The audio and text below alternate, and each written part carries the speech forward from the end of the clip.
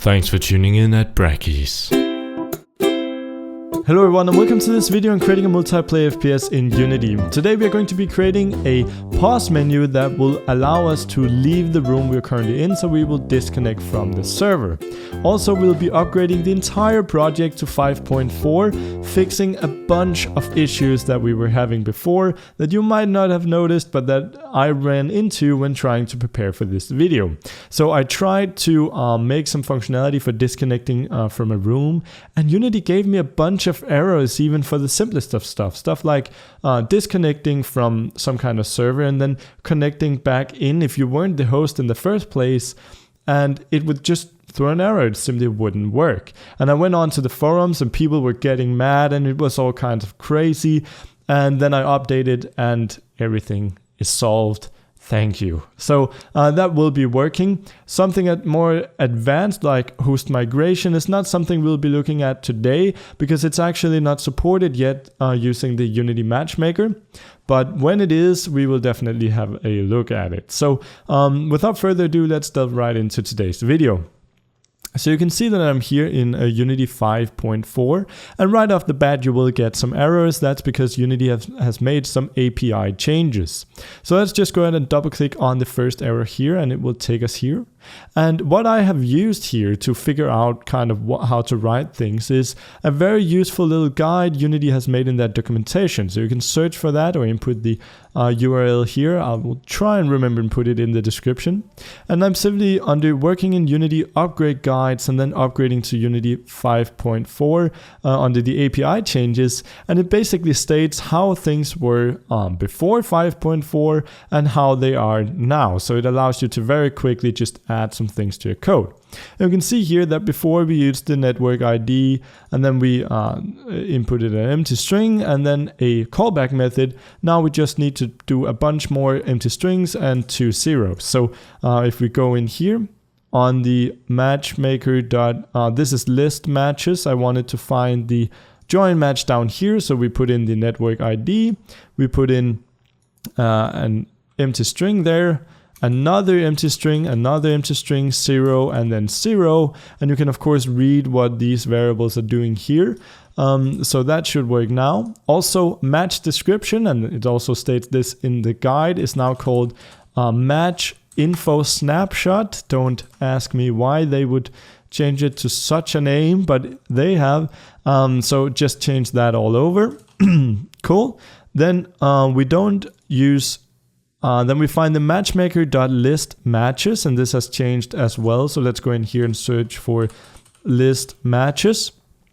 And we can see that this now takes in a true parameter and a 0 and then 0. So we'll just do comma true, comma 0, comma 0. And again, you can read what that does right here.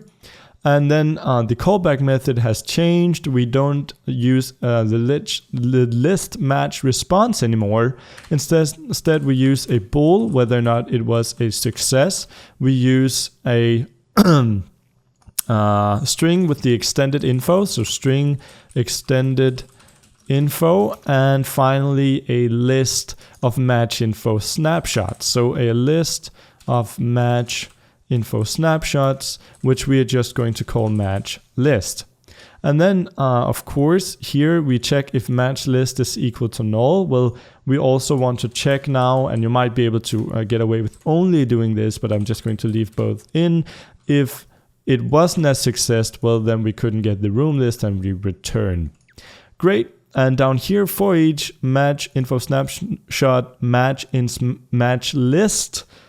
There we go, we don't need .matches. And then we set up the match here, and that is the match info snapshot and the join room. I think that's correct, but we need to go in and edit the setup method here. So if we go down here or into Unity and find the room list item, we can go ahead and double click on that. And we need to change this to a match info snapshot, duplicate that over there and over there. And now we should stop getting errors from those two scripts. And then we only have to change one thing inside of our host game script. So double click on that. And that is the actual create match method here. And again, we'll just reference our manual. And if we find the create match there, so before it was this short, now it is of course longer. So 2 more strings and 2 more integers. So we'll put on a string, an integer, and that should indeed be working. And I think that was it. So if we go back into Unity here, you can see that we are now error free. Whoa, we weren't error free, but I actually got rid of them. I think what that was is that I got some weird error messages that simply disappeared when I restarted Unity, and it looks like this might have been the same. So when we're not getting any sticky errors, it's simply most of the time just an editor thing that Unity just, well, it's non-important to us. They will take care of it. So things are working now, so that's great. And we can go ahead and actually expand upon our game. So what I want to do is I want to go into our main level. And basically in here, when we play, what we do is we instantiate a prefab called player UI. And this is where I want to add our actual pause menu. So if we go and drag our player UI in here so we can edit it, and then go on the UI and panel, and just reset this and make sure it scales to the entire screen. I'm going to remove the background here, and I'm going to tint this black so that it will kind of wash out the background, so we can have some clear elements on top of this. I'm going to rename this to the pause menu, and then let's right click on that, go on the UI and add a button. And this button is of course going to be the leave room button. So let's make this very dramatic. Let's make it very red, and let's go under our text here and call this leave room. Let's bump up the size to something like 20 maybe. Let's make it white, and let's make it bold. Something like that. I mean, it's not the prettiest thing in the world, but it gets the job done. You can try and maybe, actually I like it completely square there. Or do I? No, I don't. So this is fine. And again, you should play around more with these UI elements. I just don't have time for it here. So this is our leave room button, and that's perfect. So now we can go ahead and add a new component to this, and this is going to be the pause game script, or pause menu. And this will take care of everything related to the pause menu, such as the leave room button. And I'm just going to double click this to open it up in Visual Studio, just so we have it here. And you can see all of these warnings are related to the cross-platform input of the standard assets pack. They're really non-important, so we can just go ahead and hit clear. Then inside of our player UI, if we double click that, what I want to do here is I want to be able to toggle on and off our pause menu by using the escape key. So under our update method, we will check if input.get key down. And the key that we want to check for is the key code .escape. So if we've pressed the escape key, we want to toggle the pause menu. And let's now create a function for this. So void toggle pause menu. And we need, of course, a reference to our pause menu. So we're going to make this a serialized field, and this is going to be of type GameObject. And we're going to call it pause menu, so we can reference this in the inspector. And then we say pause menu.setActive, and we want the active state to be the opposite of what it currently is. So if it's on, we want it off. If it's off, we want it on. And therefore, we can simply use pause menu.activeSelf to get the current active state of the object. Cool. So that will enable and disable it. What I also want to do is have some kind of static variable that is easily accessible from within the other scripts that will allow us to easily check if the upgrade or if the pause menu is enabled. Well, then we don't want to be able to shoot. We don't want to be able to move or look around. Stuff like that, we can simply use this static variable inside of other scripts. So if we go into the pause menu here, I'm just going to make a public static bool called isOn, and we'll just default that to false. And then inside of our player UI, we can set pause menu.isOn equal to the new state of our pause menu. There we go. And we can also make sure that pause menu.isOn is set to false in the start method. Oops. So pause menu.isOn equals false when we start a new game. Cool. So this won't disable anything, but it will toggle on and off the pause menu. So if we just toggle that off from the beginning and hit and of course drag it in there, hit apply and delete that, and then we go into our save that, go into our lobby and host a new game, and this is just going to be a test. Hit create room and then hit escape. Nothing happens. And why is this? So if we find our player UI here, we have the pause menu, and for some reason it's not toggling, and that's because we want it to be the opposite of its current active self. So of course that makes more sense. So let's try and hit play here, and you can see the room hasn't been cleaned up yet, but it will in a moment. That's my phone going off, so just a moment. Whoops, sorry about that. Too many things happening at once. So we can go ahead and create a new room here. Just call it room. And now when we hit escape, you can see that it pops up, and when I hit escape again, it disappears. Cool. So what we want to do now is make sure that we don't move when it pops up and that we don't shoot while it's popped up. So to do this, we find our player prefab and we find our player shoot script, and we go in here under our update method and add a little if statement. We simply say if pause menu.isOn, well then we can simply return. Then we don't want to do anything with the shooting mechanics. And we can go in and do the same thing with our player controller. So if we go into our player controller under the update method right in the beginning, if pause menu.isOn, then we return. And that should actually be all we need to do here. So if we hit play again and create a new room here, so test room, create room, and hit escape, you can see that we cannot move or shoot.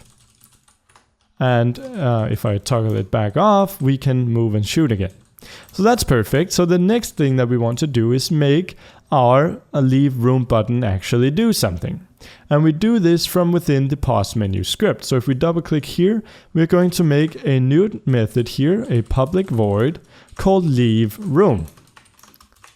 And all this is pretty much going to do is call some functions on the network manager. So in order to do that, we need to be using Unity engine.networking. And it would be a good idea to store a temporary reference to our network manager.